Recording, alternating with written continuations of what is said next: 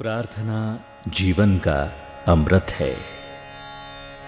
प्रार्थना में अलौकिक और अद्भुत शक्ति समाहित है। प्रार्थना में सृजन शक्ति है। प्रार्थना से मनुष्य शाश्वत सत्य, शक्ति, प्रकाश, प्रेम, शांति, अमृतत्व तथा परम आनंद को प्राप्त करता है। क्या हम जानते हैं, कई बार हम प्रार्थना करते हैं या किसी समस्या को लेकर अपने अंदर जूझते हैं। हमारे भद्देपन, हमारी अपूर्णताओं, दुर्भावनाओं तथा भ्रांतियों के बावजूद भी हमारी सुनवाई होती है। तो वह कौन सी शक्ति है जो हमें इन सब का उत्तर देती है? यह है वह परम शक्ति जो हर जगह, हर समय मौजूद रहती है। वह एकमात्र भागवती शक्ति है जो सदैव हमें ऊपर उठाने के लिए तत्पर रहती है। श्री मां तथा महायोगी श्री अरविंद ने अपने योग ग्रंथों में कहा है, हमारा सारा जीवन भगवान को निवेदित प्रार्थना हो। हम सदैव शांति तथा निरवता में एकाग्र होकर अभिप्सा के द्वारा प्रार्थना करें। हमारी एकमात्र अभिप्सा आध्यात्मिक प्रगति के लिए होना चाहिए। केवल उसी के लिए हमें प्रार्थना करनी चाहिए।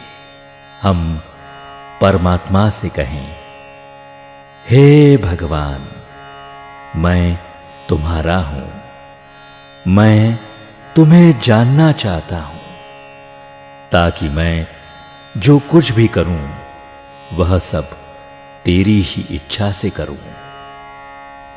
आत्मदान सच्ची प्रार्थना है। अपने आप को दे देना, यह अपने आप को पाने का सर्वोत्तम तरीका है। मनुष्य अपने को भगवान को देकर ही शांति प्राप्त कर सकता है। प्रार्थना के अनेक रूप होते हैं। भौतिक प्रार्थना, दैहिक प्रार्थना, प्राणिक प्रार्थना, मानसिक प्रार्थना, चैत्य प्रार्थना, आध्यात्मिक प्रार्थना। सबकी अपनी विशेषता होती है। मनुष्य अपनी चैत्य सत्ता के विकास के अनुसार प्रार्थना करता है। एक तरह की प्रार्थना सहज और निस्वार्थ होती है, एक बहुत बड़ी पुकार की तरह, जो व्यक्तिगत रूप से अपने लिए न होकर केवल भगवान से मध्यस्थता के लिए निवेदन के रूप में कही जाती है। यह बहुत शक्तिशाली होती है। इसमें बहुत श्रद्धा, उत्साह, सच्चाई, निष्कपटता और हृदय की बहुत अधिक सरलता होनी चाहिए। ऐसी सरलता जो लेखा जोखा नहीं रखती, योजना नहीं बनाती, मोल भाव नहीं करती, और जब देती है तो बदले में कुछ पाने के विचार से नहीं। क्योंकि अधिकतर लोग एक हाथ से देते हैं और दूसरा हाथ बदले में कुछ पाने के लिए फैलाए रखते हैं। प्रार्थनाओं की सबसे अधिक संख्या इसी तरह की होती है।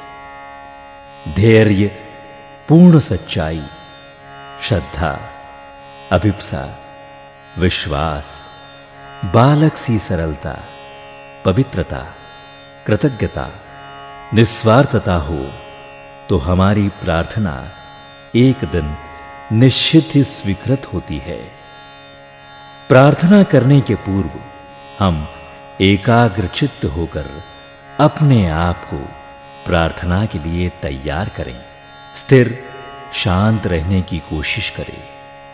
निरर्थक विचारों को रोकने तथा मन को शांत करने की कोशिश करें।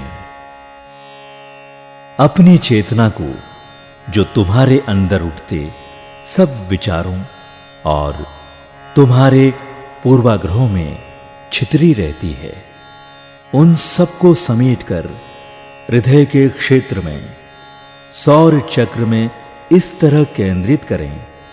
मस्तिष्क की सभी सक्रिय शक्तियां और वे सब गतियां जो दिमाग को दौड़ाती रहती है, उन्हें वापस लाकर केंद्रित करें। एकाग्रचित्त हो अपने आप को हृदय स्थित अंतरस्थ आत्मा, परमात्मा अंश, परमात्मा ज्योति, परमात्मा शक्ति के प्रति खोलें। ऐसे कि जैसे कोई दरवाजा खोल रहे हैं। एकाग्रचित्त, निश्चल और नीरव होकर प्रभु को पुकारे, प्रार्थना करें। अंधकार में डूबी हुई समूची पृथ्वी के लिए प्रार्थना करें। पृथ्वी की आमूल चेतना के परिवर्तन के लिए प्रार्थना करें। मानव चेतना का दिव्य रूपांतरण तथा मानव में प्रभु की अभिव्यक्ति अनिवार्य कार्य है। यही हमारे जीवन का उच्चतम लक्ष्य और परम रहस्य है। इसी परम रहस्य की खोज व जानने के लिए प्रार्थना करें। हम सब अपनी संकल्प शक्ति को एकत्र कर एक महान अभिप्सा के साथ भागवत कृपा से प्रार्थना करें। श्रद्धा अभिप्सा युक्त प्रार्थना में महान शक्ति होती है। ऐसी प्रार्थना से भगवान की सहायता निश्चित आती है और हमारे जीवन की रक्षा करती है। आइए हम सच्चाई के साथ एक संत की विनम्रता, एक अबोध शिशु की सरलता के साथ परमात्मा से प्रार्थना करें। आइए हम नई चेतना में जन्म लें। परम शक्ति, परम प्रकाश, परम सत्य, परम आनंद और परम सौंदर्य का आह्वान करें। समग्र विश्व के रूपांतरण तथा परम मंगल के लिए प्रार्थना करें। सच्ची प्रार्थना के प्रकंपन हमें आंतरिक जंजालों से मुक्त कर नव जीवन में प्रवेश कराने में सहायक सिद्ध होंगे। आइए हम नव जीवन में प्रवेश के लिए प्रार्थना करें। इसके लिए हमें धरती के बंधे जीवन से ऊपर उठना होगा, परे जाना होगा। तभी हम मानव प्रार्थना की शक्ति के बल पर विश्व चेतना में प्रवेश कर सकेंगे।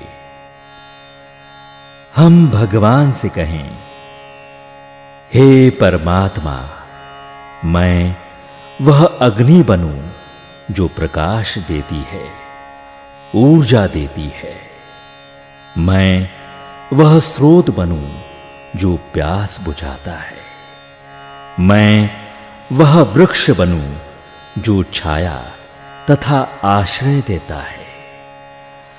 बड़े आग्रह के साथ हम परम प्रभु को अपने हृदय की गहराई में डूबकर नमन कर कहें, हे भगवान, मेरी आत्मा एक तीव्र अभिप्सा के साथ तेरे साथ एकाकार हो जाना चाहती है। मेरी मौन भावांजलि स्वीकार कर निश्चल, प्रशांत, चैतन्य, सनातन,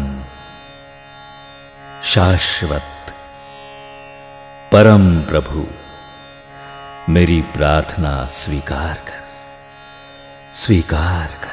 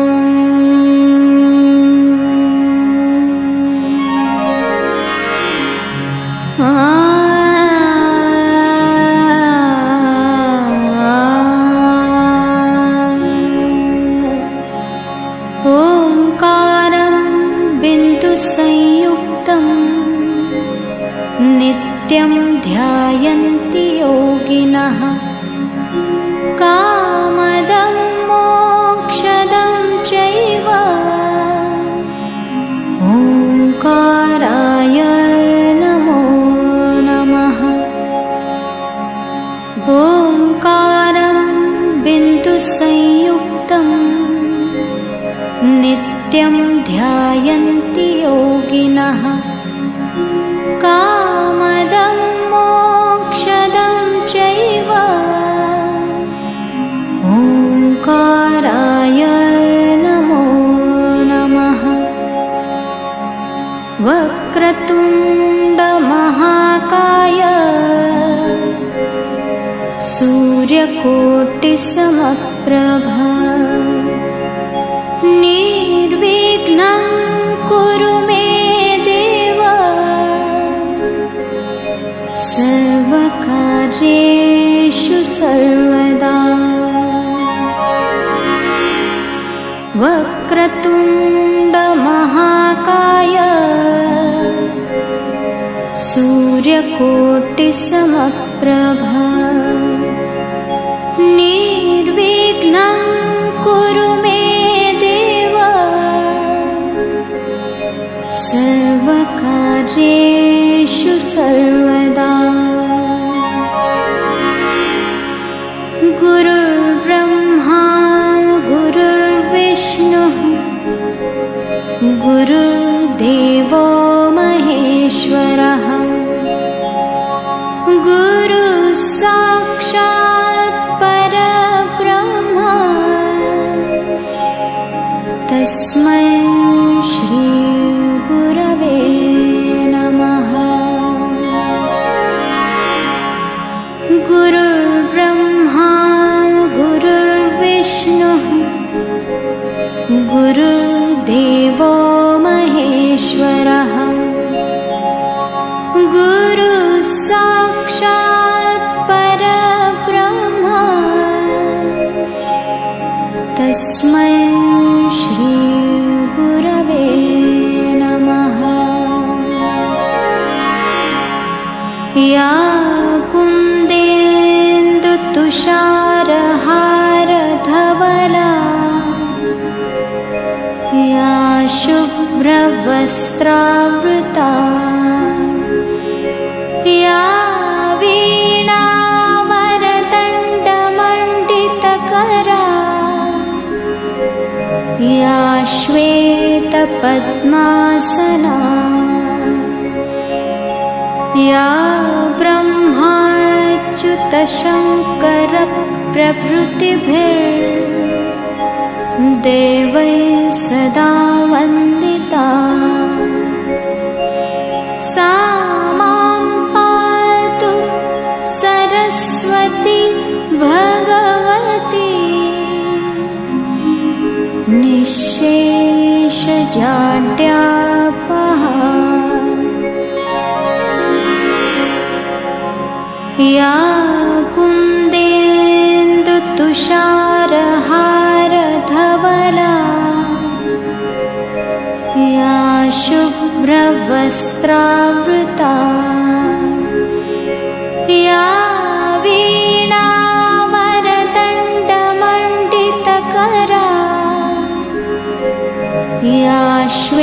श्वेतपद्मासना या ब्रह्माच्युतशङ्करप्रभृतिभिर्देवैः सदा वन्दिता सा मां पातु सरस्वती भगवती निःशेषजाड्यापहा।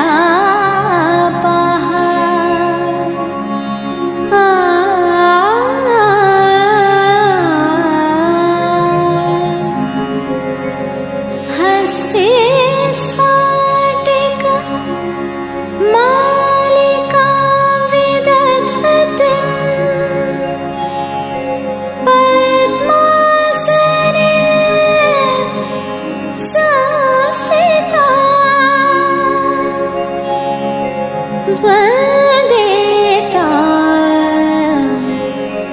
परमेश्वरीं भगवतीं बुद्धिप्रदां शारदा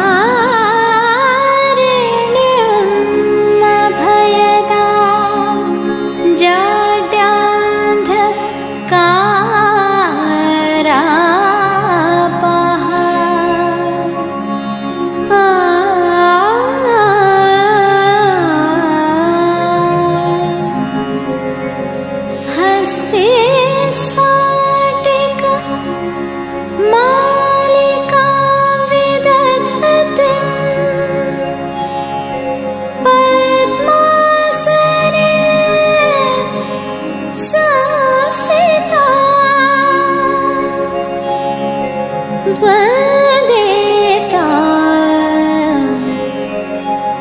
परमेश्वरीं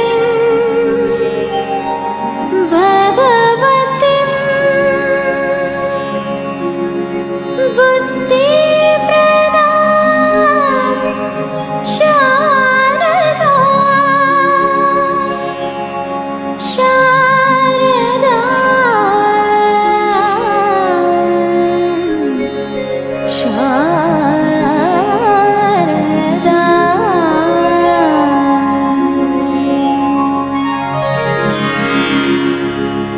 कराग्रे वसते लक्ष्मी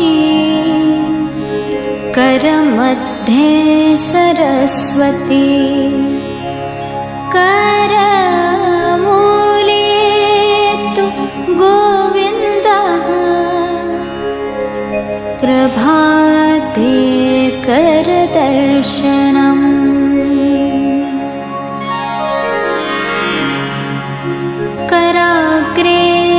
वसते लक्ष्मी करमध्ये सरस्वती करमूले तु गोविन्दः प्रभाते करदर्शनम्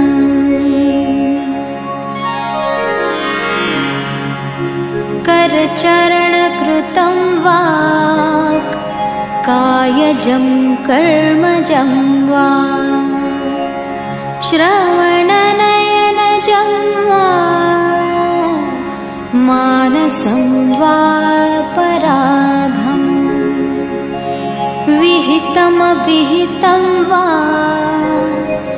सर्वमेतत् क्षमस्व। जय जय करुणाब्धे श्री महादेव शम्भो। करचरणकृतं वाक् कायजं कर्मजं वा श्रवणनयनजं वा मानसं वा पराधम् विहितमविहितं वा सर्वमेतत् क्षमस्व। जय जय करुणाब्धे श्री महादेव शम्भो।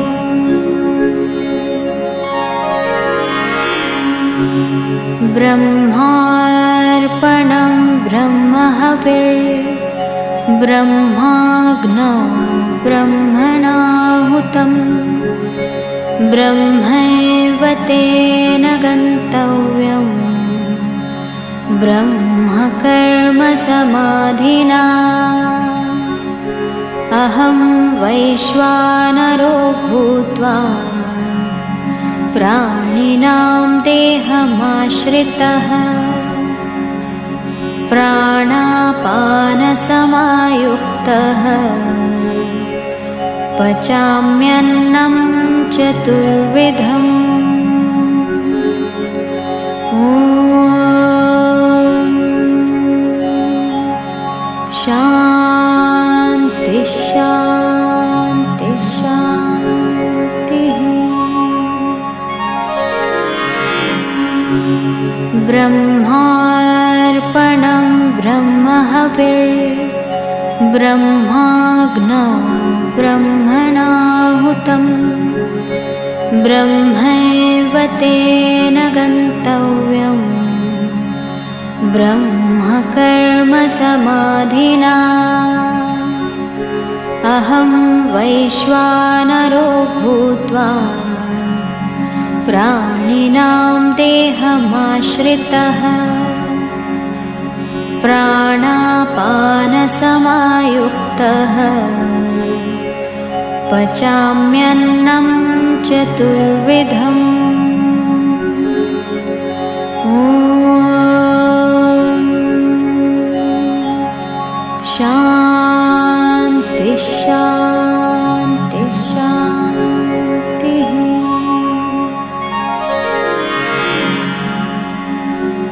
ॐ सहनाववतु सहनौ भुनक्तु सह वीर्यं कर्वावहै तेजस्विनावधीतमस्तु मा विद्विषावहै।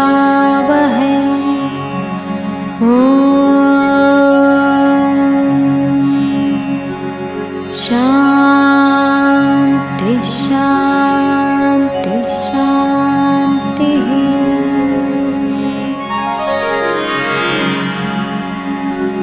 ॐ सहनाववतु सहनौ भुनक्तु सह वीर्यं कर्वावहै तेजस्विनावधीतमस्तु मा विद्विषावहै।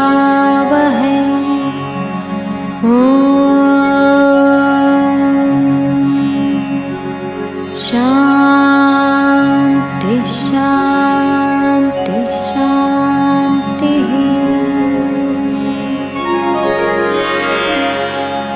त्वमेव माता च पिता त्वमेव, त्वमेव बन्धुश्च सखा त्वमेव, त्वमेव विद्या द्रविडं त्वमेव, त्वमेव सर्वं मम देव देव, त्वमेव सर्वं मम देव देव, त्वमेव सर्वं मम देव देव। त्वमेव माता च पिता त्वमेव, त्वमेव बन्धुश्च सखा त्वमेव, त्वमेव विद्या द्रविडं त्वमेव, त्वमेव सर्वं मम देव देव, त्वमेव सर्वं मम देव देव, त्वमेव सर्वं मम देव देव।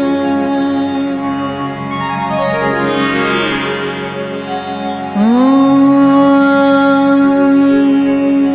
भूर्भुवः स्वः तत्सवितुर्वरेण्यं भर्गो देवस्य धीमहि धियो यो नः प्रचोदयात्।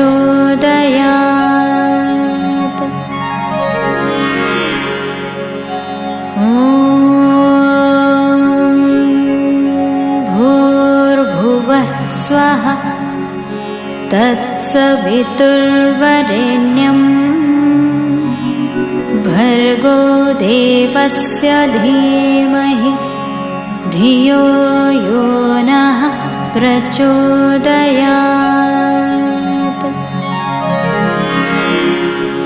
ॐ सर्वे वै सुखिनः सन्तु, सर्वे सन्तु निरामयाः, सर्वे भद्राणि पश्यन्तु,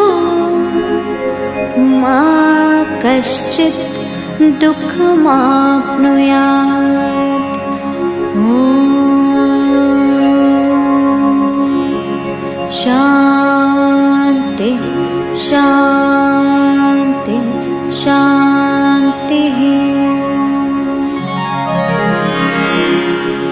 ॐ सर्वे वै सुखिनः सन्तु, सर्वे सन्तु निरामयाः, सर्वे भद्राणि पश्यन्तु, मा कश्चित् दुःखमाप्नुयात्। ॐ शान्ति शान्ति शान्तिः। असतो मा सद्गमय, तमसो मा ज्योतिर्गमय, मृत्योर्मा अमृतं गमय। ॐ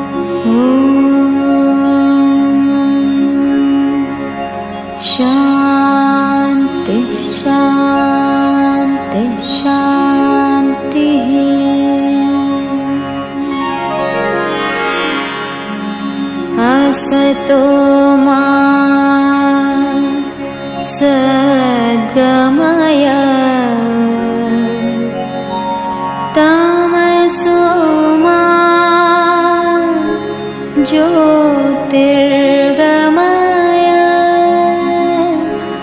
मृत्योर्मा अमृतं गमय।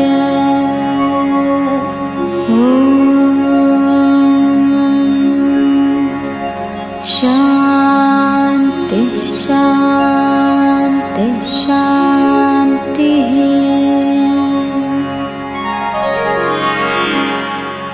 लोका समस्ता सुखिनो भवन्तु। लोका समस्ता सुखिनो भवन्तु। लोका समस्ता सुखिनो भवन्तु।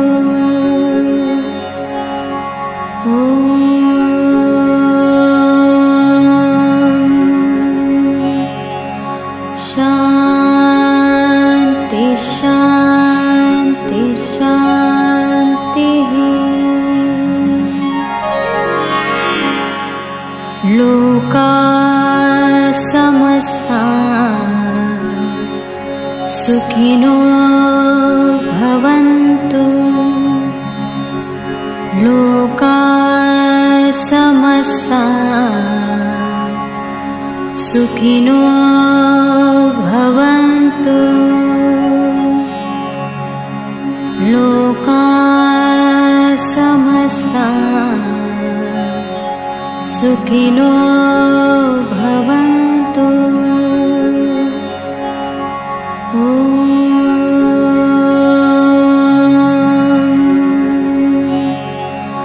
शान्ति शान्ति शान्तिः।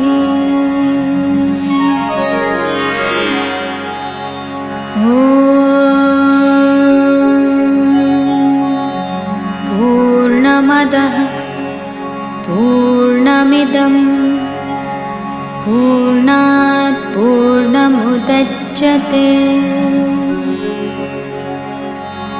पूर्णस्य पूर्णमादाय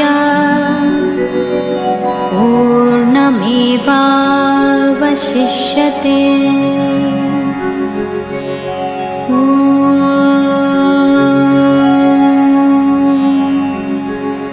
शान्ति शान्ति शान्तिः।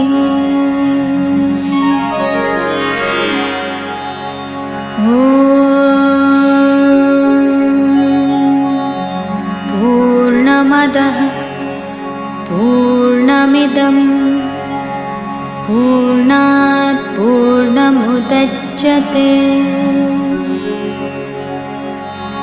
पूर्णस्य पूर्णमादाय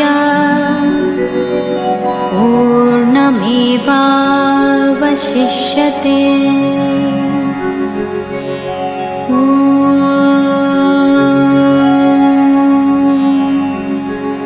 शान्ति